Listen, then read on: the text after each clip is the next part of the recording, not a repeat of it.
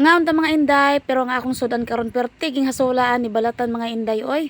Kini man kong hinlilitik, ang tawag ni sa mga hinlilitik na alupihang dagat man kunin diri sa mga taga-Tagalogan mga inday.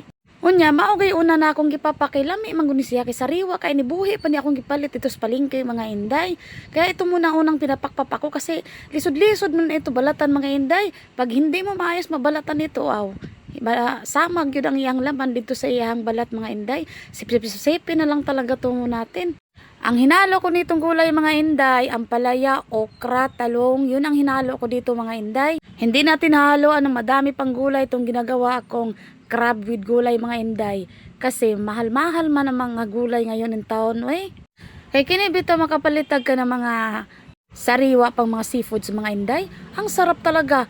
Parang ma-feel pa natin yung dagat na maalat-alat, na malinamnam. Basta masarap talaga.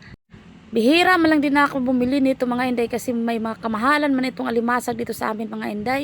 Pero yung mga tindang sniper lang mga inday, medyo mura-mura lang yan kasi hindi sila nagdadala ng madami, mga timba-timba lang yung dala nila mga inday.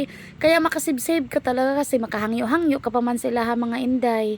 Hindi kagaya dyan sa mga retailer na presyong retail na talaga yun mga inday. Yung mga pwesto talaga sa palengke iba.